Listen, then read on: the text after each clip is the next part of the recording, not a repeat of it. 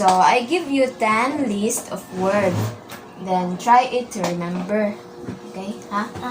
Then, kanang paminaw o maayo na ko para imong mas dali nimong makatch up or imong masabtan. Okay, first is apple, elephant, book, rainbow, chair, guitar, cloud, ocean, pencil, moon. So now, how many words do you think you will remember? So pila man ka words imong natiman-an karon? 5. 5. Okay. What do you think you need to do to help you remember all the words? Unsa man imong buhaton para unsa imong kinahanglan para makatabang siya sa imuha nga imuha siyang matiman-an kato nga akong ipansulti nga words. Maminaw. Very good. Then, are you good at remembering things? Maayo ba ka nga magtimaan sa mga butang? Saktora. Tara. What is your favorite things and activities? Science. Science. Unsa man nga mga butang nga ganahan nimo buhaton? Gusto ko magduwa. Magduwa. Ah. So, can you try to list all the words I said?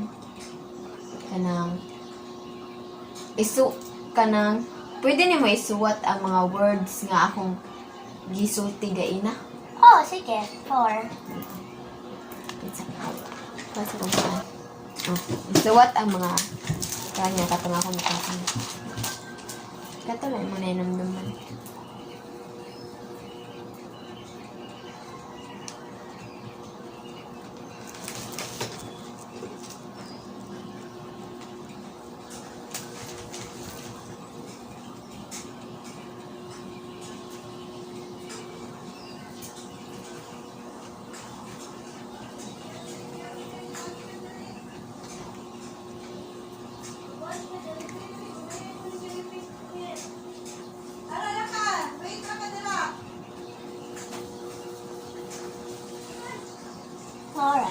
Mora to. 4. Okay. So, Kalimut ko 5. 4 ako. Then, what did you do to help you remember? Unsa imong buhaton para makatimaan? Para makatimaan ko, mameda ko mayar makatimaan ko. Then, do you think it work? Kanang, paminaw ni mo, kanang,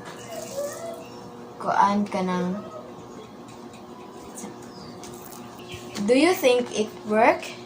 Paminaw ni mo nga nakatabang ba siya? Oh. Thank you!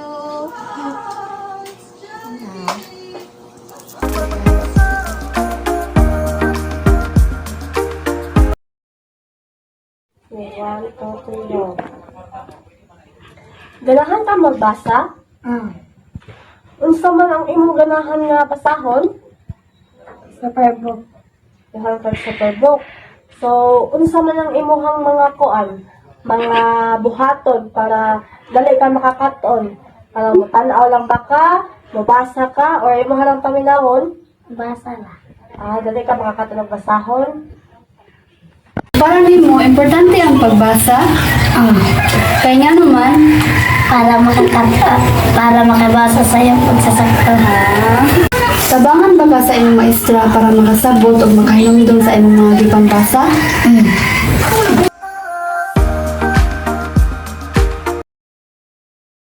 So, good morning everyone. I am Miss Chloe and we're conducting an interview together with... Good morning everyone. My name is Dylan Pasan. I want you to remember the words and I'll ask you to repeat it. So, the first word is assessment. The second word is project. The third word is task. The fourth is happy. The fifth is exhausting. The sixth word is chaos. Then the next one is purple. The next one is flowers. And the next one is book. Lastly is season. The first one is assessment. The second one is project. The third one is exhaust. No. Task. And the fourth one is happy. The fifth one exhaust. Happy. The sixth one is chaos. Seven is what's that? Purple. Purple. The eighth one Flowers. flowers. Nine book and Season. Nagandi ka of a couple of minutes for you to memorize it. Then I will ask you a question. can you dictate now the letters? Assessment. Project. Task. Happy. Exhausting. Okay. Assessment, project, task, assessment, project, task, happy, and exhausting. Yes. Chaos, flowers, Purple. purple, flowers, book, and purple, season.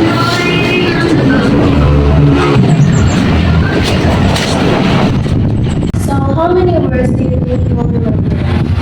I think minimum 8 words. What do you need to do to remember the words? The way I remember the words, I read them. Memorization? I'm not really confident, but I do that. Ang sa mga things ang makahelp niyo pa to remember those words? From what reading letter, first letter, concept, or the pronunciation. Ang teacher kayo, makahelp po siya remember ka sa mga words. Yes, guy, since ang role sa teacher, matulog kami sa students. So, since naman ang teacher ko para sa students, so help din na siya matutuan ang students ko para mauna ang students. How do you think you learn things best? By seeing it, by hearing, or by doing? Actually, mostly doing it. If ma-memorize ko ang word, ako ngayon siya i-write siya, but marsin niya sa ang questions or definition sa pag-pan ako na siya masabasabot kasi nasa may masagot. Does your teacher help you figure out how you will learn things best, or help you learn that way? Things best. Figure out sa teacher. Sa pamaagi sa way of teaching. That's how the teacher teach the students for them to learn. Mamatulong sa skill handling para learn sa things gamitin sa teacher. Para sa karoon nga mo kay senior high mo po. Mukhaan na siya, every time nga mukhaan siya discuss siya ang topic, mukhaan yun na siya, test mo siya, makalit na test ba kayo para mukhaan surprise test, naka-learn ba ako sa pag-study siya. Do you do activities to help you learn things in school? O gusto mo na siyang activity? Isa siyang activity. Alam na sila sa basic studies, mga activities na exercise yun, ayos naman. So, actually, kayo magpagi kung bike-bike, adi na sa amo, pwede mong sundan dal. Yeah. Ang paansan na ako kayo, mostly play mo kung video games. Actually, na ko i-app na para martial app na mga video. words, stronger words, and mga pantasos. Ito ang chess na mapansa ko dito. So, So, feeling mo makatabang ka siya. sometimes okay. In pares sa game na sa chess okay, sa teaching kasi. Yeah, katapos ka na what's the next move or lost the next so hindi ko So I want you to list all the words yang ipangsulti ni Miss Chloe before. I remember the first. So, ilista niyo kasama na wala na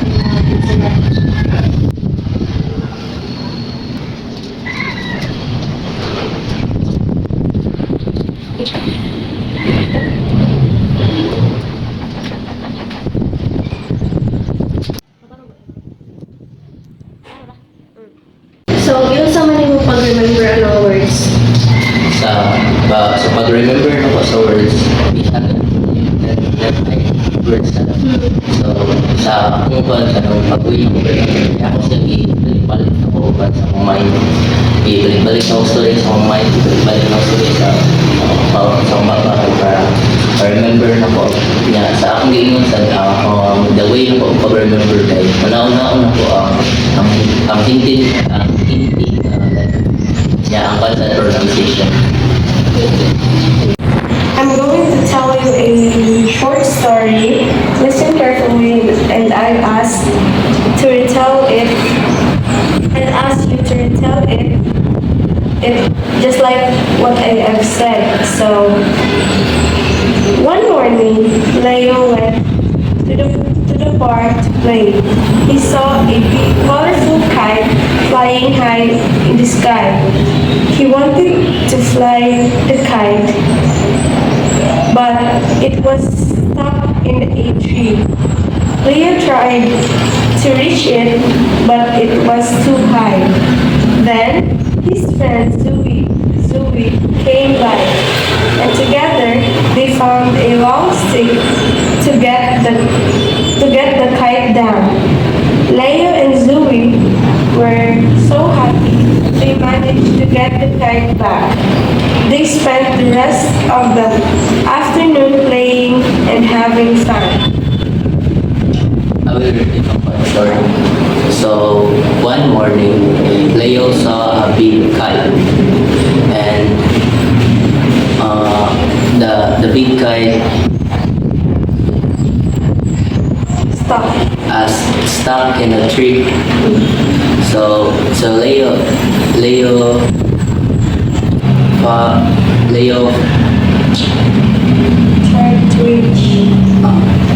tried to reach the stuck kite, and then he found a stick.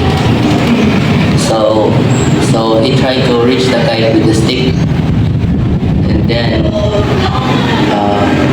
he get the stick, and Susie came by. So they played the big kite together. Then let's talk about the story. So, do you like the story? Why or why not? Actually, okay ako sa story since whereas sa kabisa siya sa normal bad situation. Pero wala acceleration na okay siya since magkuha mitag stick na para tupaw ng light or kung anong nagkatod niya. Kaan sila ka nang it's actually happy siya kay si Leo and Suzy kay they enjoy the youth ba and enjoy lang kay bata. Yeah, why not nga dili ko ganun. Wala ang ko'y maingon nga di ko ganahan sa story. It's just nga nasa ko'y kanya ngano ang kahit nasangit dito. Muna ko di ganahan. So, is there something that could change at school that might make you like reading more? Actually, dili ko kayo read books. Pero namin sa ilang library dito sa among school. Makansad ko ma-fascinate sa mga. Kasi full of information ba? Yeah.